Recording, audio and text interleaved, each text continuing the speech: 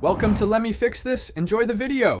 You begin by declaring a clear loop header, index, condition, increment. Use let I equals 0, so the index scope is limited to the loop. Then set a condition such as I array. Length so the loop stops automatically. Choose the increment I++, I plus equals 2, or I based on your step size.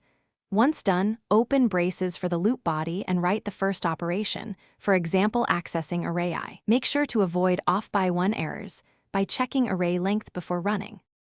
Now implement the loop body with intent. Process, accumulate, or transform values. If you need to stop early, use break. If you must skip just this iteration, use continue. For nested loops, name indices clearly, I and j or row and col, and remember nested loops increase complexity to n squared, so optimize when possible.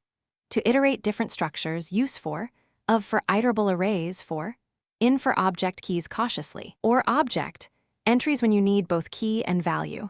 Once done, test with small data. Complete the task by validating that your loop terminates under all expected inputs. An infinite loop freezes your app. Add console. Log statements or debugger breakpoints to check index, current value, and counters during a run, then remove or limit logs.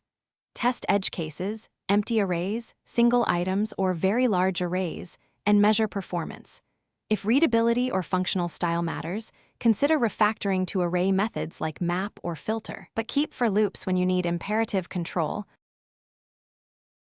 Thanks for watching. If you found this helpful, don't forget to like and subscribe.